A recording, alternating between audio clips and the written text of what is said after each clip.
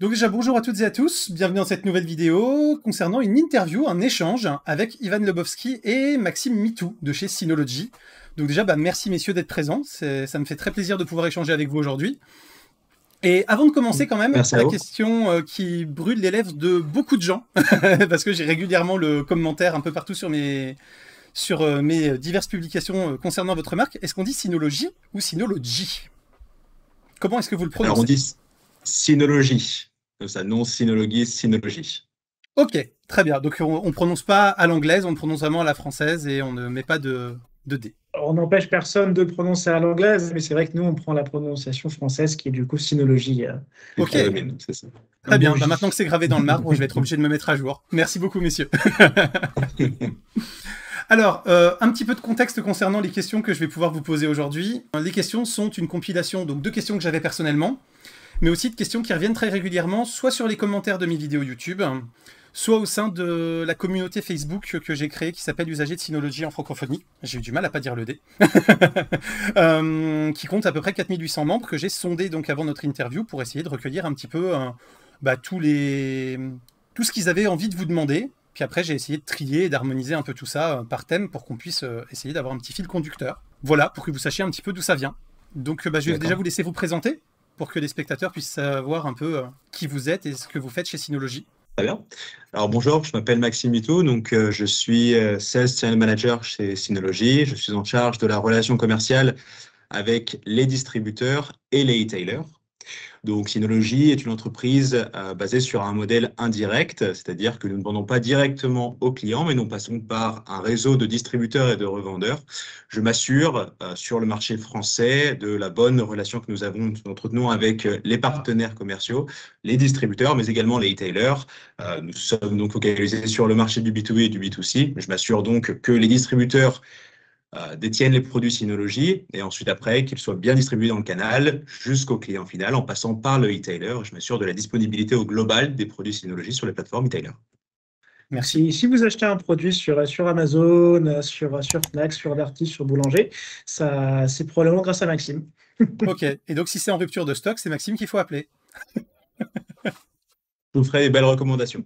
Ça marche. Et donc, moi, je suis Ivan Lebowski, je suis en charge de l'équipe commerciale donc, sur les périmètres France et Afrique, et également sur la partie cloud C2. Donc, je m'occupe de guider et d'épauler toutes nos équipes commerciales pour répondre aux besoins du coup de tout notre canal de distribution, donc nos distributeurs, nos grossistes, nos revendeurs et nos boutiques de vente en ligne, mais également les clients finaux. Merci beaucoup. Alors, on va commencer avec la première question. Synology renouvelle désormais plutôt ses gammes sur 2, 3, voire 4 ans, c'est-à-dire qu'on n'a pas des renouvellements annuels de chaque modèle. Est-ce que c'est une volonté parce que les produits sont suffisamment matures pour permettre l'élargissement donc des durées de renouvellement, ou est-ce que c'est plus une volonté environnementale pour ne pas pousser à la consommation et au renouvellement systématique, ou est-ce que c'est un peu des deux? Est-ce que c'est autre chose? Voilà, qu'est-ce qui se cache derrière cet allongement des renouvellements de produits? Je ne pense pas qu'il y a un vrai allongement. C'est vrai qu'on était sur des cycles qui étaient avant assez courts, qui étaient souvent de 2 ans. Là, on est passé sur 3 ans. La réponse, c'est pas tellement une volonté écologique ou même stratégique, c'est simplement qu'on va sortir un nouveau produit quand il y a suffisamment de nouveautés pour le justifier. Donc là, récemment, sur la gamme notamment 2023, avec les modèles comme le DS723+, le DS923+, on a fait ces changements-là on a fait ces lancements parce que on avait une nouvelle architecture CPU, donc avec des CPU AMD Ryzen, qu'on voulait lancer. Donc il y a plusieurs raisons, parce qu'on a des nouveautés sur la partie matérielle, mais aussi pour des raisons de disponibilité de composants, puisqu'on se fournit en composants chez différents fabricants de CPU. Donc s'il y a plus d'un certain modèle de CPU, forcément on est obligé de le remplacer et donc de lancer un nouveau modèle par la suite. Au-delà de ça, voilà, on préfère lancer un modèle quand on a besoin ou quand on pense que c'est nécessaire en termes de nouveautés. Il n'y a pas vraiment de risque ou quoi que ce soit. Enfin, c'est vraiment une volonté pour nous que le client puisse avoir un modèle qui lui correspond et surtout qui va aussi durer dans le temps. Donc, quand vous achetez un produit Synology, on peut aussi se dire que voilà, s'il y a un modèle qui sort tous les ans, peut-être être tenté d'attendre le suivant ou se dire qu'il y a peut-être très souvent des changements. Là, on est quand même sur des cycles qui sont de 2 à 3 ans. Et surtout, les modèles qu'on va acheter, ce sont des modèles qui vont également être très durables dans le temps. Par exemple, moi, personnellement, j'ai un DS 218+ chez moi, donc un modèle qui a maintenant 5 ans et puis bientôt 6. Et pourtant, j'en suis toujours très content, il fonctionne très bien. Donc l'important, c'est voilà, pour nous de garantir quand même une durabilité du produit. Je pense que c'est un peu une considération écologique, hein. Comme vous l'avez vu, Tout à on fait. offre des durées de support qui sont souvent très très bonnes sur DSM et on lance des produits quand on pense qu'il y en a besoin et non pas toutes les années pour générer un phénomène de hype comme on peut le voir dans d'autres domaines de l'informatique. Merci. Et je confirme aussi sur la durabilité et la durée de prise en charge, hein, parce que moi j'ai un 18-13 pour le coup. Donc encore plus vieux, et qui satisfait pour l'instant encore très bien mes besoins, et qui a les dernières versions de DSM. Donc je confirme qu'en termes de suivi, effectivement, vous n'êtes pas avare sur le suivi des anciens modèles, effectivement. Ah bah, il y a souvent des gens qui nous contactent. Là, on a eu un, je crois que c'était la semaine dernière, qui nous a contacté, qui avait un modèle de 2007, un des tout premiers NAS qu'on a produit, et qui nous disait bah, j'en suis très content, il fonctionne toujours très bien, mais j'aimerais en prendre un peu plus puissant. Donc voilà, on a, on a des modèles qui tournent encore, qui ont maintenant plus de 15 ans. Donc Ah bah je effectivement, confirme. c'est une des grandes forces de technologie. Ouais, mon 207J est chez mes parents en ce moment, et fonctionne encore très bien, effectivement. Voilà. Ok, bah transition toute trouvée justement. Dans l'ensemble, vous faites des produits robustes et qui durent dans le temps. C'était même pas programmé, mais vous m'avez amené ça sur un plateau, c'est parfait. Cependant, donc sur le plan environnemental, j'entends beaucoup d'utilisateurs qui me disent que quand ils ont besoin de réparer hors garantie, c'est extrêmement compliqué. Parce qu'il n'y a pas forcément de solution de réparation avec des centres agréés, dédiés, soit en interne, soit en sous-traitance. Est-ce que je me trompe sur le sujet ou est-ce que c'est vraiment le cas? Et est-ce qu'il y a quelque chose qui est prévu chez vous à court ou moyen terme pour pouvoir pallier à ça, si je me trompe pas, et mettre en place un service de réparation avec des centres agréés qui savent ce qu'ils font et des disponibilités de pièces sur le long terme? Alors, on a effectivement un service de réparation, qui est un service qui est entre guillemets officiel, puisque nous travaillons avec un de nos partenaires, qui est Europe Computer Performance, qui est à la fois un de nos grossistes, donc qui achète des produits chez nous, mais qui gère aussi un service de réparation. Donc, on ne le propose pas vraiment publiquement. On n'a pas de tarifs qui sont affichés, on n'a pas de lien. En revanche, si vous avez un produit que vous souhaitez réparer, il suffit de contacter du coup notre support technique. Et si le modèle est hors garantie, du coup, ils vont vous envoyer les détails pour demander du coup un devis de réparation donc à ce partenaire-là. Donc, on propose aujourd'hui des services de réparation pour ces modèles. Alors, ce n'est pas disponible pour tous les modèles, parce qu'il faut encore qu'ils puissent s'approvisionner sur les pièces en question. Bien sûr. Mais sur la majorité des modèles les plus récents, on peut même remonter jusqu'à des modèles de 2013, par exemple, on pourra fournir du coup un devis de réparation pour ces modèles-là. Ok, bon, bah ça va permettre de répondre à plein de gens qui pensaient que c'était quelque chose qui n'était pas proposé. C'est très bien.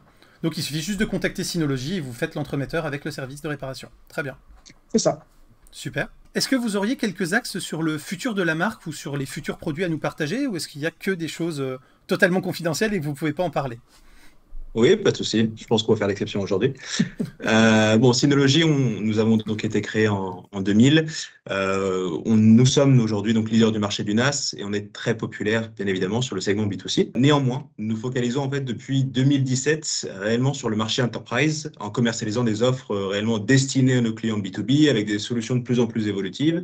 On va même jusqu'alors à concurrencer en fait les sociétés de serveurs, donc telles que Dell, HPE.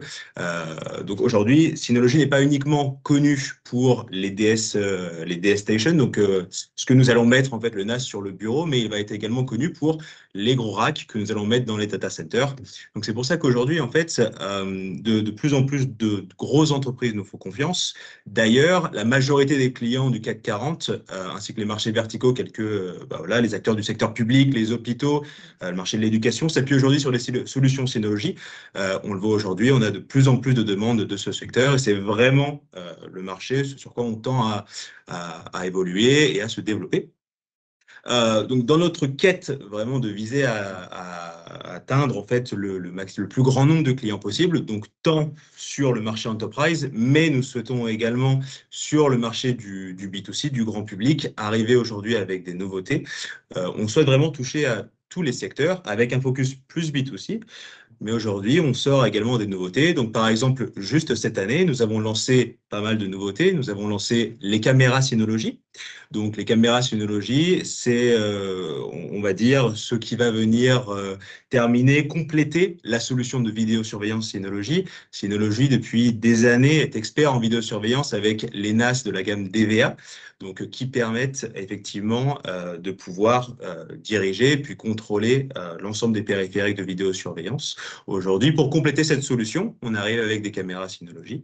Également, nous avons sorti cette année récemment un hub de sauvegarde que nous appelons, qui est une sorte de SSD externe avec un réel firmware Synology qui permet en fait d'avoir une partie de notre DSM, donc notre OS Synology à l'intérieur.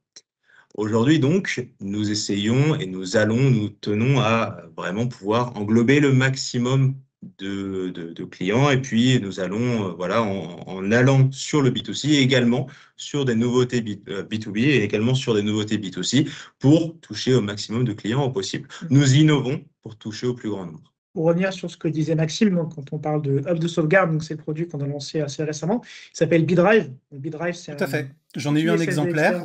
Je vous remercie d'ailleurs du don, puisque ça c'est un exemplaire que vous m'avez offert. Et j'ai le test qui sera sorti normalement une semaine avant la publication de notre interview. Donc les gens auront vu le test complet du produit avant de voir cette intervention. C'est parfait. Et donc BitDrive, c'est vraiment une solution pour les gens qui souhaitent avoir une solution de sauvegarde et de synchronisation des données, mais qui n'ont pas forcément les compétences techniques pour installer et maintenir un NAS chez eux. Donc typiquement, ça va être, on les connaît, hein, on est tous un petit peu, je pense, les personnes vers qui les gens vont se tourner pour parler un petit peu d'informatique. Donc moi, par exemple, mes parents, je ne pourrais pas mettre un NAS chez eux.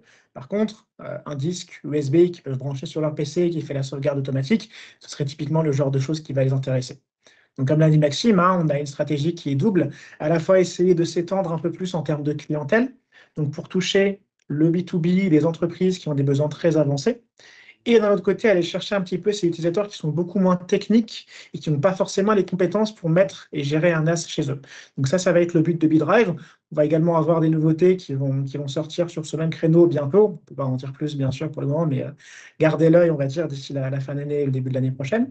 Et enfin, on a une autre stratégie qui est là plutôt en termes de verticalité. On va aller s'orienter sur différents marchés. Donc, comme l'a dit Maxime, on va sortir nos caméras de vidéosurveillance. Pardon, on a sorti, parce qu'elles sont déjà disponibles, donc la BC500 et la TC500, qui viennent compléter notre écosystème.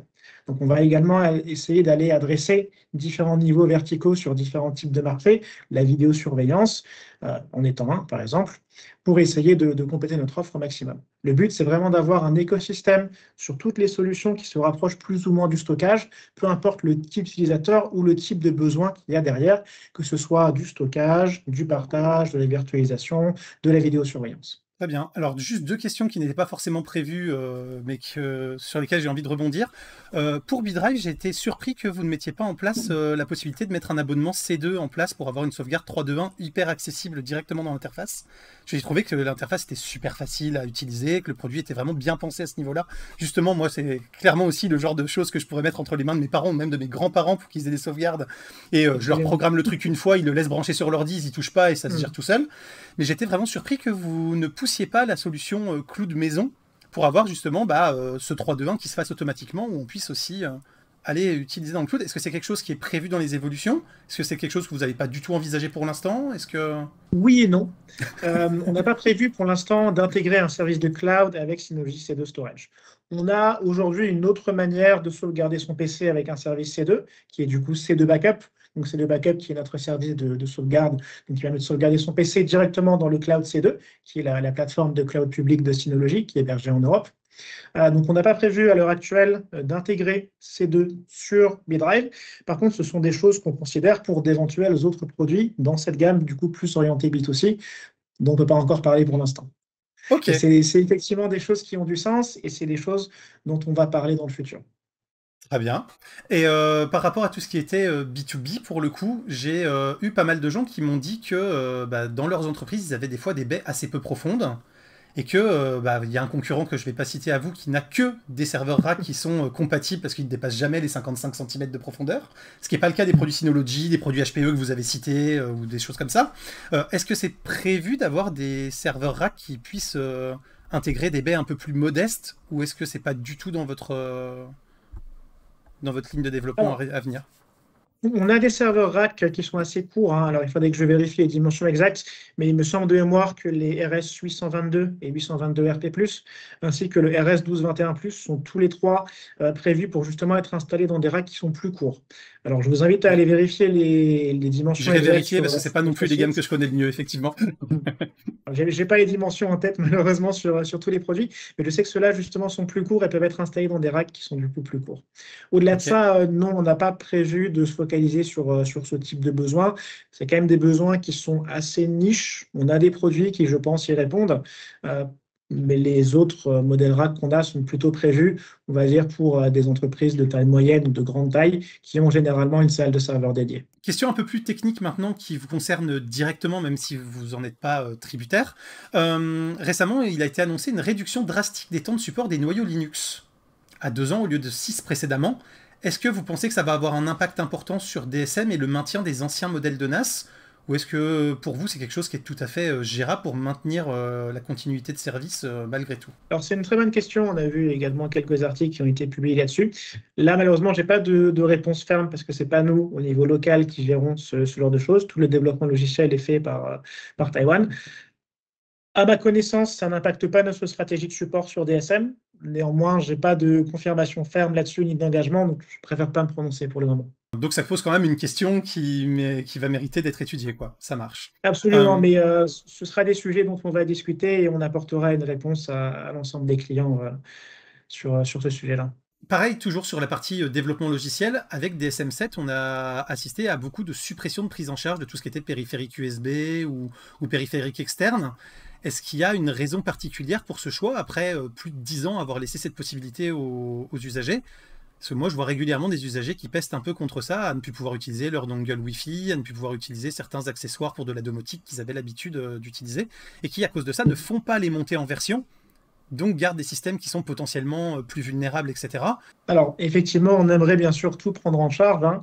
Le souci qu'on avait sur l'ensemble de ces périphériques, c'est qu'il y a un éventail très très large de périphériques USB qui vont englober un nombre de cas d'usage qui est énorme. Et c'est des choses qu'on ne peut pas malheureusement, à notre niveau, à notre échelle, prendre en charge en termes de support technique. C'est pour ça qu'on a arrêté le support des pilotes, des drivers pour les périphériques USB autres que le stockage, hein, puisque les périphériques USB de stockage sont toujours pris en charge. D'autant plus qu'il y a des moyens de les rétablir, hein, par exemple en faisant un pass-through sur un conteneur, sur Container Manager ou sur une machine virtuelle.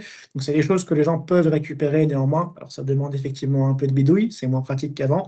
Mais pour nous, c'était une nécessité, tout simplement en termes de temps sur la partie support, de devoir gérer l'ensemble de ces pilotes, de devoir gérer officiellement toutes ces demandes-là. C'était en fait beaucoup trop chronophage pour un cas d'usage qui reste quand même niche, puisque c'est un cas d'usage qui va concerner très très peu de personnes.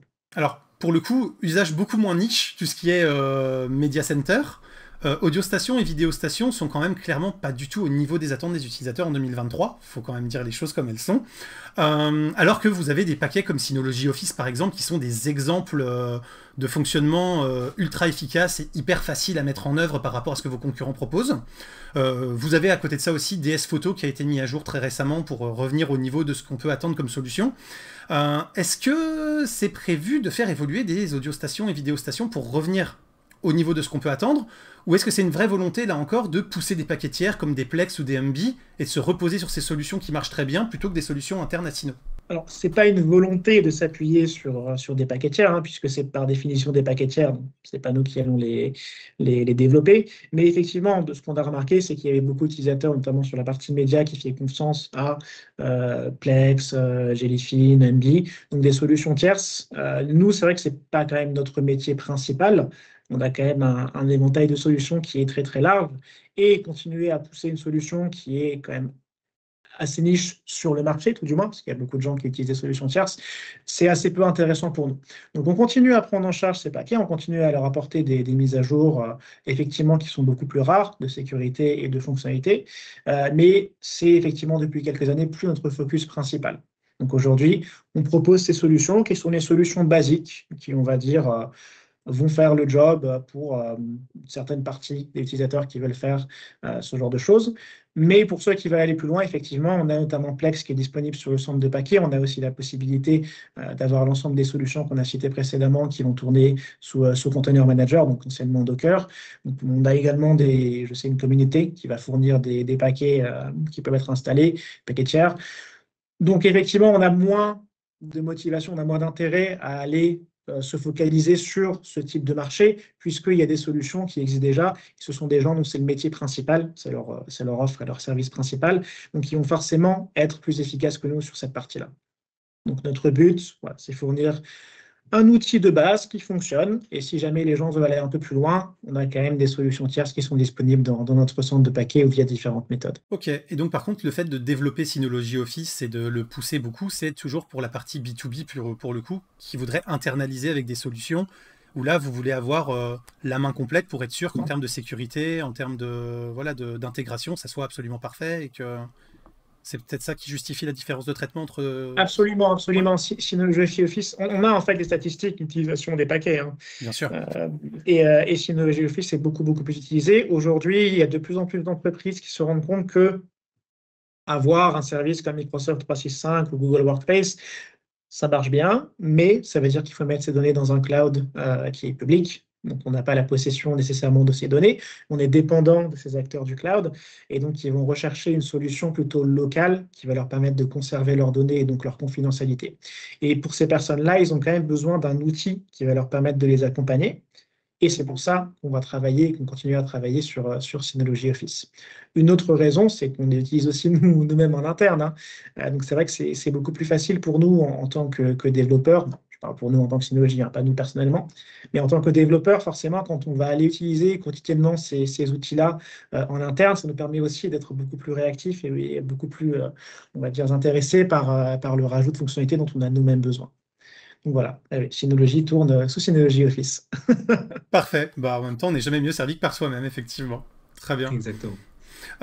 Question un peu plus hardware maintenant. Dans les autres choses qui peuvent éventuellement fâcher, mais là vous avez très bien répondu pour les paquets, effectivement, où c'est plus une priorité, où il y a des solutions tierces.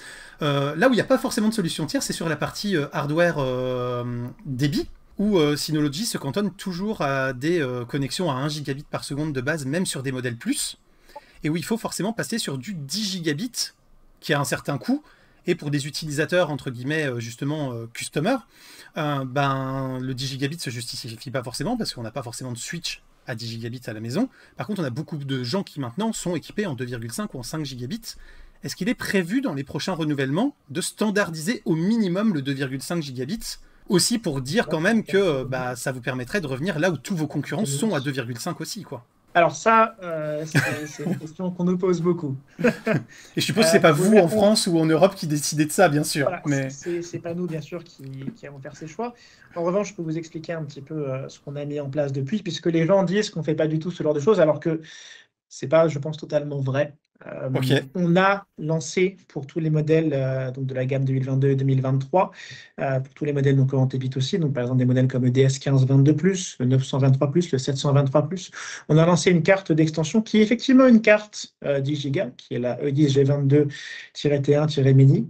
C'est un nom un peu long, qui est une mini carte d'extension en fait qui peut se brancher à l'arrière du NAS, donc il y a un emplacement dédié. Et c'est effectivement une carte 10 Go, mais il faut aussi garder à l'esprit qu'elle prend en charge l'autonégociation avec le 2,5 et le 5 Go. Donc c'est une carte qui peut être utilisée pour les 10 Go, mais aussi pour les 2,5 et du 5. Donc on a aujourd'hui des NAS qui sont compatibles avec le 2,5 et le 5 gigabits, qui est effectivement plus démocratisé que 10 Go chez les particuliers. Alors après, pourquoi ne pas offrir directement une carte 2,5 et offrir une carte 10 Go? D'une part parce que ce sont quand même des choses qui ont un coût en termes de développement, en termes de châssis, en termes d'achat de composants de notre côté. Pour nous, le 10 Go était une solution qui avait plus de sens parce qu'elle permettait de répondre à plus de besoins. Donc cette carte 10 Go, elle va offrir aux entreprises qui veulent 10 Go la possibilité de les avoir sur ces modèles-là. Donc par exemple, les équiper avec des SSD pour faire par exemple de la production média, de l'édition vidéo ou photo directement sur une NAS, qui est un usage qui est très répandu. Et elle permettait également de résoudre un petit peu ce problème d'accessibilité aux 2,5 et aux 5 Go sur ces modèles-là en même temps. C'est aussi, je pense, un avantage, puisque lorsqu'on achète un NAS Synology, on l'a vu, ce sont des modèles durables. Donc, on a quand même envie d'avoir un produit qui va durer dans le temps. Et le fait d'avoir un NAS qui est non seulement capable de faire du 2,5, mais également du 5 et même du 10 Go, ça assure quand même une certaine pérennité sur les matériaux sur le long terme. Au-delà vraiment de la partie hardware, on a également lancé avec DSM, il me semble que c'est DSM 7.1 ou 7.0, je ne me souviens plus exactement, Le SMB le multichannel. SMB multicanal, c'est ça, le SMB multichannel, qui permet du coup d'agréer différents liens 1 giga sur un seul appareil. Donc c'est quand même quelque chose qui est un peu plus niche, hein, parce qu'il faut un appareil compatible SMB. Je pense que c'est souvent le cas des gens qui vont se servir de ce type de solution. Et ça permet de ne pas avoir à rajouter de cartes. Donc c'est une solution software. On a également maintenant aussi une solution hardware. Est-ce que c'est suffisant pour l'ensemble du marché? Peut-être pas. Je sais qu'il y a toujours des gens qui aimeraient avoir de base nativement des ports 2,5 sur les NAS. Ce sont bien sûr des choses qu'on garde à l'esprit. Ce sont bien sûr des choses sur lesquelles on travaille. Et encore une fois, on ne peut rien confirmer pour l'instant, mais ce sont des choses qu'on a potentiellement prévu de faire dans le futur. Donc, je ne peux pas vous donner de détails ni de dates exactes, mais ça finira effectivement par arriver. Donc en tout cas, vous êtes quand même conscient qu'il y a une certaine demande pour les gens qui, sur des gammes inférieures qui ne sont pas compatibles avec le 10 Go, qui auraient quand même besoin d'un peu plus de débit. Je prends mon cas perso, le multi SMB en 2 fois 2,5, ça me suffit largement et ça me permet de taper sur des gammes de NAS qui sont beaucoup moins onéreuses que les gammes vraiment qui offrent aujourd'hui chez Synology de la compatibilité 10 Go, quoi. Je peux le comprendre, effectivement. Après, bon, les modèles qu'on a, le DS723+, le DS923+, c'est quand même des modèles qui sont assez répandus. Donc ils viennent de sortir, donc c'est encore un peu trop tôt pour se prononcer. Mais par exemple, le DS920+, qui est le modèle précédent du 923+, était notre modèle best-seller sur tous nos gammes de NAS. Donc ce sont quand même des modèles qui sont assez répandus. Je suis conscient qu'il y a des gens qui vont avoir besoin de ce type de port sur des modèles qui sont encore plus abordables. C'est des choses qui vont peut-être arriver dans le futur, mais bon, on avance à petits pas. On avance progressivement. On l'a rajouté sur certains modèles en option. Le pas d'après sera peut-être de les avoir en natif sur certains modèles, etc. Et ça va, au fur et à mesure, hein, comme tout, ça va descendre de plus en plus en gamme sur ça. Après, je tiens quand même à préciser que même si c'est effectivement quelque chose sur lequel les utilisateurs sont très vocaux, on a eu, et vous l'avez noté, hein, on a eu beaucoup de gens qui nous ont envoyé ces suggestions-là. À chaque fois qu'on fait un événement, qu'on fait un webinar, qu'on va discuter avec nos clients, c'est une des questions qu'on reçoit toujours. Pareil, quand on parle avec les différents médias, c'est toujours une question qu'on va nous poser. Quand est-ce que Synology va enfin avoir du 2,5 gigabits? Aujourd'hui, on a des éléments de réponse. Est-ce qu'ils sont complets? Non. Ils vont amener à l'être dans le futur. Mais il faut quand même garder à l'esprit que même si c'est quelque chose d'important, ça reste aussi un pourcentage assez faible du nombre de gens qui vont acheter un NAS qui vont avoir besoin de ce genre de solution. Nous, ce qu'on voit quand même, c'est que la majorité des utilisateurs sont très satisfaits avec un port 1 giga. Il y a des cas d'usage qui vont nécessiter plus, mais c'est quand même un pourcentage qui est, on va dire, pas la majorité sur ça. Donc, on veut quand même conserver le prix du NAS, le prix de nos NAS le plus bas possible. Donc, imposer du 2,5 giga à l'ensemble des produits alors qu'une partie des gens n'aura pas forcément besoin, n'ont pas forcément envie de financer ça pour l'ensemble des utilisateurs, ce serait aussi, je pense, un peu injuste. Donc, on va, au fur et à mesure, le rajouter. Est-ce qu'ils seront sur l'ensemble des modèles, y compris les modèles les plus bas de gamme? Probablement pas, mais ce sont des choses qui vont arriver. Ok, bon bah je croise les doigts pour que les prochains renouvellements annoncent la bonne nouvelle, parce que pour le coup, vous dites que vous l'entendez beaucoup sur tout ce qui est webinaire, etc. Bah, la communauté dont je vous parlais, ou les commentaires de mes vidéos, c'est quasiment systématique quand je dis je vous présente un NAS, il est en 2 fois 1 gigabit. Ah, ils ont toujours pas mis le 2,5, quoi. C'est quasi systématique. Le premier commentaire que j'ai après ma vidéo, c'est celui-là, quoi. Donc voilà, ok. Aussi. Voilà, ok. Après, voilà, nous, on est une filiale locale, on n'a pas la main sur le développement Bien produit. Sûr. Donc, bon, on est toujours, oui, on aimerait bien satisfaire tout le monde, hein, mais bon, il y a toujours un petit peu des limites et des contraintes avec lesquelles on doit jouer à notre niveau. Évidemment. Ok, et toujours pour parler de tout ce qui est débit et performance, moi j'étais très content des tests que j'ai fait sur les WRX et les RT pour la partie routeur Wi-Fi. Encore une fois, avec une interface qui marche bien et tout, un truc super simple à mettre en place pour le meshage, et ça m'a changé de mon mesh perso où j'avais un peu galéré pour le mettre en œuvre, donc à ce niveau-là, top. Est-ce que vous avez prévu de renouveler les gammes avec du Wi-Fi 7 comme ça arrive et que pas mal de concurrents commencent à sortir leurs produits Wi-Fi 7? Est-ce que c'est quelque chose qui est prévu de votre côté et qui est déjà dans les cartons à court terme, ou est-ce que vous considérez que du 6 ou du 6E, c'est suffisant pour l'instant et que, encore une fois, le besoin du Wi-Fi 7 sera qu'une portion congrue des utilisateurs et que vous n'avez pas besoin d'y aller pour l'instant? J'ai vu un petit regard complice, donc je ne sais pas ce qui attend en termes d'annonce. Ça fait partie des questions qu'on a également traitées souvent. Hein. D'accord. Quand on avait des routeurs Wi-Fi 5, les gens disaient quand est-ce qu'on a le Wi-Fi 6. Maintenant qu'on a le Wi-Fi 6, c'est quand est-ce que vous avez le Wi-Fi 6E, le Wi-Fi 7. On s'entend presque à ce que les gens demandent le Wi-Fi 8 dès maintenant. On n'a pour l'instant pas de plan sur la partie routeur, en tout cas pas que nous sachions de notre côté. On est sur des renouvellements qui sont généralement plutôt de l'ordre de quelques années, 3 à 4 ans. Donc je pense que c'est un peu tôt, on les a lancés quand même l'année dernière, donc ce n'est pas des produits qui sont obsolètes dès maintenant. On n'a jamais essayé non plus d'être trop en avance sur la technologie. On attend quand même à ce qu'il y ait un certain degré d'adoption sur les fonctionnalités sur le marché pour les rajouter de notre côté. Donc, est-ce qu'on aura des routeurs Wi-Fi 7? Probablement un jour, oui. Quand? Ça, c'est toujours pareil, hein, je ne pourrais pas vous le dire. Pour l'instant, on se focalise sur notre gamme existante qui est du coup en Wi-Fi 6. Ok. Et dernière question, là on va encore reparler un peu de prix, hein. Je suis désolé, mais c'est quand même forcément central pour pas mal d'utilisateurs. On a parlé tout à l'heure de la gamme DVR. Il y a plein d'utilisateurs qui ont un seul NAS, donc qui est de gamme DiskStation, et qui l'utilisent quand même pour mettre un petit réseau de vidéosurveillance chez eux, etc. Il n'y a que 2 licences qui sont généralement fournies avec. Est-ce que ça fait partie des pistes de réflexion que vous pourriez avoir de simplifier un peu l'accès aux licences supplémentaires pour les usagers non professionnels? Parce qu'aujourd'hui, en fait, un non professionnel, quand il met 30 ou 40 euros dans une caméra et qu'il doit mettre 30 ou 40 euros de plus dans une licence, bon, forcément, le prix de la licence paraît exorbitant par rapport au matériel. Là où, effectivement, un professionnel va pas avoir les mêmes budgets caméra et pour lui, les 30 ou 40 euros de licence vont lui sembler totalement cohérents. Mais est-ce qu'il y a quelque chose à ce sujet-là qui serait éventuellement dans les cartons, ou est-ce que vous êtes en tout cas conscient de cette demande auprès des usagers customers? Alors, moi, ce que je pourrais répondre, ce serait d'acheter les caméras Synology. Les Parce qu'il y a caméras la licence Synology ne nécessitent pas du coup de licence extra, qu'elles sont déjà intégrées.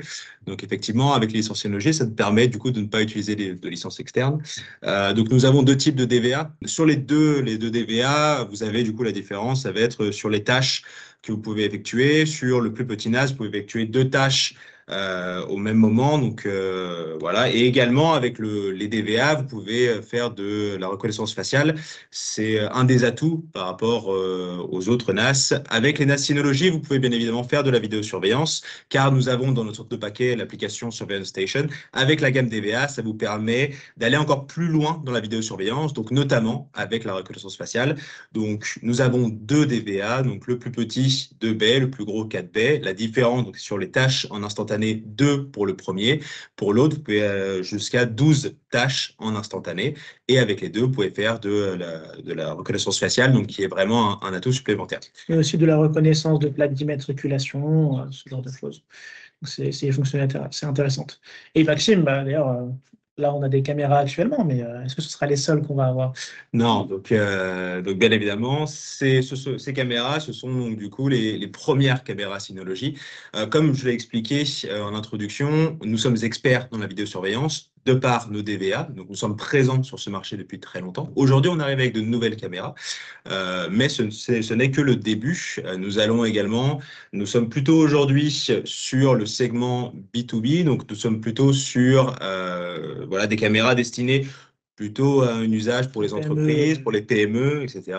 Nous allons, dans le futur, sortir de nouvelles caméras et nous orienter également vers le marché du B2C pour pouvoir équiper vraiment au plus grand nombre, le grand public également, avec de nouvelles caméras, donc qui seront toujours compatibles avec nos DVA et qui permettront cette partie vraiment d'intelligence artificielle qui sera directement intégrée à l'intérieur.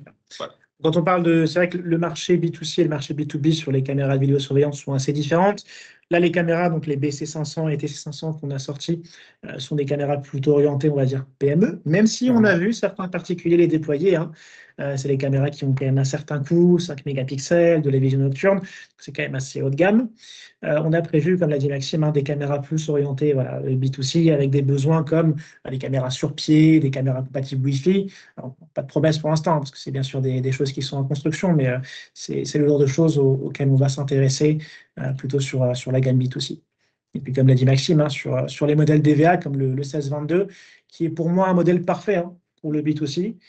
Si vous voulez protéger un petit peu votre maison avec quelques fonctionnalités supplémentaires, par exemple ouvrir sa porte de garage avec la reconnaissance de plaque d'immatriculation, on va plutôt aller s'orienter sur ce modèle-là. Et sinon, effectivement, oui, les licences de vidéosurveillance ont un coût. On n'a pas vraiment de solution à part ça. C'est malheureusement pas nous qui sommes en charge de la politique tarifaire. Mais voilà, on a quand même un petit peu ces modèles voilà, qui sont livrés avec 8 licences, donc qui permettent de s'échapper un petit peu de ça, et les caméras Synology qui vont au fur et à mesure permettre de se débarrasser un petit peu de système de licence, et donc non seulement d'économiser un peu d'argent, mais aussi un peu de temps, puisqu'on n'aura plus besoin même de les activer ou de les acheter séparément. Donc ça facilitera beaucoup l'entrée dans l'écosystème de vidéosurveillance Synology. Moi j'en ai fini avec mes questions. Donc je vous remercie beaucoup pour le temps que vous nous avez accordé. Je dis nous parce que y a moi, mais il y a aussi tous les gens qui vont regarder tout ça après. Et je sais qu'ils sont nombreux à attendre avec impatience l'échange qu'on a eu ensemble. Écoutez, merci beaucoup vraiment pour le temps que vous nous avez accordé, parce que je pense que ouais, vraiment il y avait beaucoup de gens qui l'attendaient et qui seront très heureux de cet entretien. Parfait, de toute façon nous on est toujours disponibles, et puis je pense qu'on aura quand même pas mal de belles nouveautés en 2024. On a hâte de vous les présenter, on a hâte de voir ce que les gens pensent, ce qu'ils vont en faire. Donc le futur nous paraît radieux. Eh ben écoutez, j'ai hâte de pouvoir tester tout ça et en faire des tests sur la chaîne. Avec plaisir. Eh ben merci à vous en tout cas pour l'invitation. Merci beaucoup. Merci. Très bonne soirée. Au revoir.